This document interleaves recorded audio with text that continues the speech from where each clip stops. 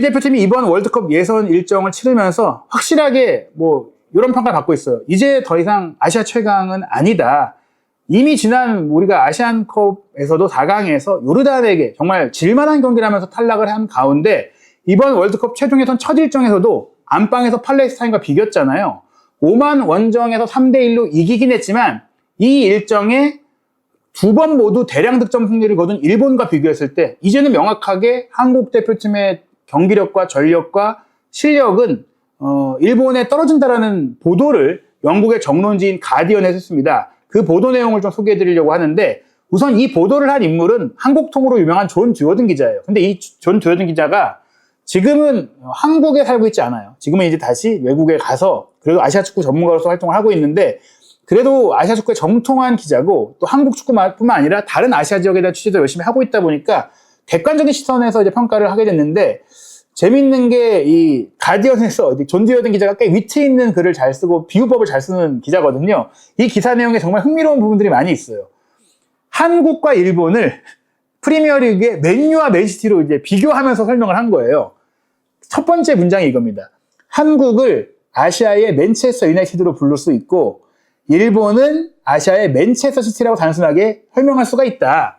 첫 번째로는 이 유니폼 색깔. 물론 맨시티는 하늘색이지만 그래도 일본이 푸른색 계열의 유니폼을 입고 한국이 붉은색 계열 유니폼을 입잖아요. 맨유가 빨간색이고 레드 데빌스니까 그런 비교도 되지만 이게 둘 다 프리미어리그의 강호고 또 한국과 일본도 아시아의 강호인데 지금 어떻게 됐느냐. 맨유는 우승을 못하고 있잖아요. 물론 지난해 FA컵 우승도 했고 카라바오컵 우승도 하긴 했지만 프리미어리그 우승권에서 완전히 멀어졌잖아요.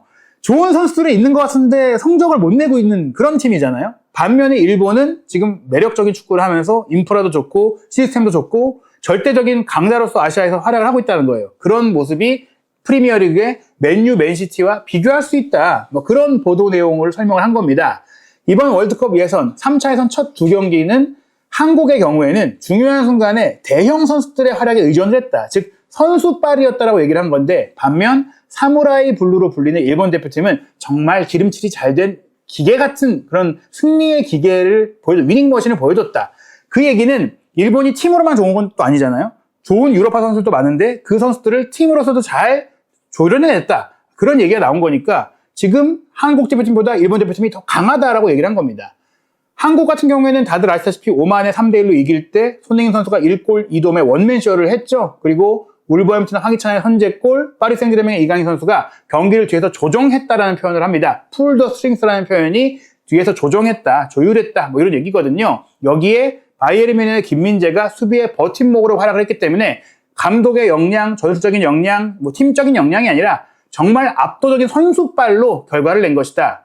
그러면서 이런 얘기까지 했어요. 한국이 피파 랭킹 23인데 그거보다 훨씬 높은 순위에 있는 예를 들어서 유럽과 남미 팀들까지도 탐낼 만한 손흥민, 황희찬, 이강인, 김민재 정도면 유럽과 남미의 열강들 그런 최고의 팀들도 탐낼 만한 선수들이니까 이 정도 선수가 한국에 있기 때문에 한국 대표팀이 지지 않고 아시아에서 강자로 군림하고 있는 것이지 시스템이 좋다, 행정이 좋다, 감독이 좋다 이런 게 아니다. 한국은 선수만 좋다. 그것도 몇 명 선수만 좋다. 이런 평가를 한 거예요.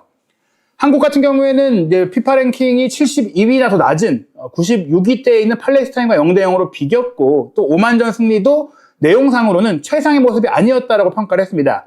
아시아 3차 예선에 진출한 18개 팀 전체를 놓고 따지더라도 한국이 상위권의 경기력을 보이지 못했는데 그냥 선수가 좋아서 한국이 오만을 이기고 팔레스타인에게 지지 않은 이유는 다른 아시아 팀들은 손흥민, 황희찬, 이강인, 김민재 이런 선수들의 기량을 감당할 수가 없기 때문에 한국이 좋은 성적을 낼 뿐이다라고 얘기한 거예요. 다만 앞으로 홍명보 감독이 부임을 한 상태에서 존 듀어든 기자는 이 홍명보 감독이 안정된 조직력을 바탕으로 일관된 플레이 스타일을 만들어낼 수 있다면 지금 나오고 있는 야유와 부정적인 반응이 끝날 수도 있다. 즉 감독으로서의 능력을 경기 결과뿐만이 아니라 내용상에 있어서도 발전을 시킨다면 그렇다면 지금의 부정적인 여론을 반전시킬 수 있는 가능성은 있다고 했습니다. 다만 그 가능성을 이루기 위해선 일본처럼 해야 된다. 이런 얘기를 했어요. 아마도 일본과 같은 스타일의 팀을 만들어내야만 한국도 좋은 평가를 받을 수 있다는 얘기인데요. 일본은 아시다시피 사이타마에서 중국을 7대0으로 꺾었습니다. 우리는 몇 달 전에 중국과 홈 경기를 간신히 1대0으로 이겼고 경기를 굉장히 고전했잖아요. 일본은 7대 0이다? 객관적으로 이게 뭐 중국식 비교라고 하죠. 일본이 중국을 7대 0으로 이겼는데 우리는 중국을 1대 0으로 이겼으니까 당연히 일본이 더 강한 거 아니야? 뭐 이렇게 얘기할 수 있는 뭐 그런 농담 삼아 쓰는 얘기가 있는데 그냥 누가 봐도 일본이 경기를 뭐 잘한다. 뭐 이렇게 볼 수가 있겠습니다. 물론 중국의 이슈가 더 컸어요. 중국이 0대 7로 진 거에 이어서 사우디전도 역전패를 당하면서 최악의 모습을 보이고 있는데 중국이 못한 것도 있지만 중국이 사우디를 상대로는 또 선제골도 넣고 팽팽한 경기를 했거든요. 말씀드린 대로 몇 달 전에 우리와도 팽팽한 경기를 했잖아요. 그 얘기는 중국이 못하는 것도 못하는 건데 일본도 엄청 잘했다. 일본이 숭고한 경기, 썸말린 플레이를 했다라고 얘기를 한 겁니다.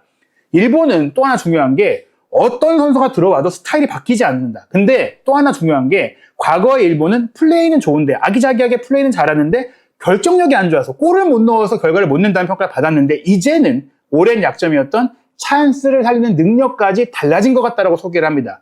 7대 0으로 이긴 경기를 봤을 때 그리고 5대 0으로 바레인을 원정 가서 꺾었다는 것은 이제 일본이 결정력까지 좋다는 걸 볼 수가 있겠죠.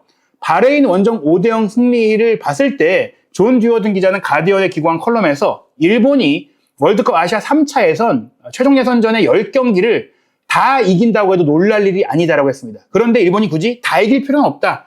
여기서 상위 조 2위만 차지해도 본선에 직행할 수 있기 때문에 그렇게 무리할 필요 없이 선수들을 테스트하면서 시간을 보낼 수도 있다. 일본 입장에서는 여유 있게 아시아 예선을 돌파하고 일찌감치 월드컵 본선을 준비하고 본선에서도 굉장히 좋은 성적을 낼 가능성이 있다라고 전망을 한 겁니다. 특히 바레인을 5대 0으로 이긴 게 왜 중요하냐면요. 바레인은 이번 3차 예선 첫 경기에 호주의 원정에 가서 1대 0으로 이기고 온 팀이에요. 호주를 이긴 팀을 일본이 5대 0으로 박살을 냈다는 겁니다. 바레인이 못해서 일본이 이긴 게 아니라는 거예요. 그래서 일본이 현재 아시아의 절대적인 1강 체제를 굳히고 있다고까지 얘기를 하는 겁니다. 물론 호주도 지금 못하고 있는 건 맞습니다. 호주가 말씀드린 바레인전 패배에 이어 인도네시아, 신태용 감독의 인도네시아와 0대 0으로 비기면서 첫 두 경기에서 승리를 거두지 못하면서 탈락의 가능성이 언급되고 있거든요. 하지만 중국이 있기 때문에 꼴찌는 아니다. 이렇게 좀 이제 설명을 하고 있는데요.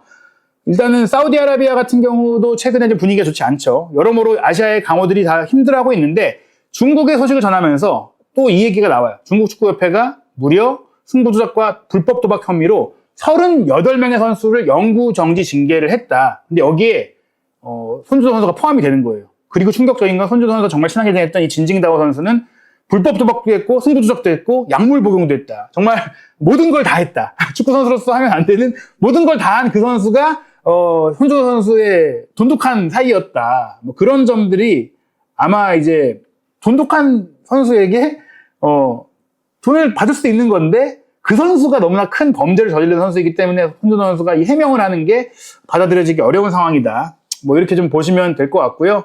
어찌됐거나 중국 축구는 지금 최악의 시기를 보내고 있는 가운데 뭐 사우디아라비아전 패배까지 좀 어려운 상황이 됐고 반대로 이제 만치니 감독이 뭐 300억이 넘는 연봉을 받으면서 사우디 감독으로 부임을 했는데 오히려 이제 에르베 르나르 감독, 한국 대표팀과도 협상을 했던 르나르 감독이 2018년 러시아 월드컵 때 모로코 그리고 2022년 카타르 월드컵 때 사우디를 이끌고 굉장히 좋은 경기력을 보여줬잖아요. 16강은 못 올라갔지만 굉장히 센세이션한 축구를 보여줬었는데 그 감독이 떠나고 나서 만치니 감독이 더 못하고 있다는 평가를 받고 있어요. 특히 이제 인도네시아와 1대1로 비기면서 굉장히 비판 여론이 컸는데 중국을 상대로도 선제골을 내주니까 이게 뭐지? 이런 좀 얘기들이 나왔었거든요. 그래도 중국을 상대로 이기면서 한숨을 돌린 상황이다라고 보시면 될 것 같습니다. 그 외에 이제 이란, 우즈베키스탄은 첫 두 경기를 모두 이겼고 카타르가 조금 충격적이죠. 굉장한 고전을 범하면서 이제 벤투 감독의 아랍에미리트에 패배했고 간신히 북한과 비기면서 지난 아시안컵 우승팀이었고 지난 월드컵 개최국인 카타르가 좀 흔들리고 있는 것들은 48개국 체제가 된 이제 월드컵에서는 정말 아시아의 상향 평준화가 이루어지고 있고 아시아의 새로운 팀들이 올라오고 있으니까 우리 대표팀이 현재 일본에 사실 갔던 그런 흐름을 따라서 배우지 않는다면 미래를 좀 기대하기가 어렵다. 그래서 일본 축구를 많이 참고하고 일본이 어떻게 대표팀을 운영했고 유럽파와 또 국내파들을 어떻게 잘 또 활용하고 있는지를 우리가 참고를 해서 정말 이제 일본 축구를 인정하고 일본 축구가 앞선다는 것을 받아들이고 많이 배워서 참고해서 따라가야 되지 않을까 생각이 됩니다.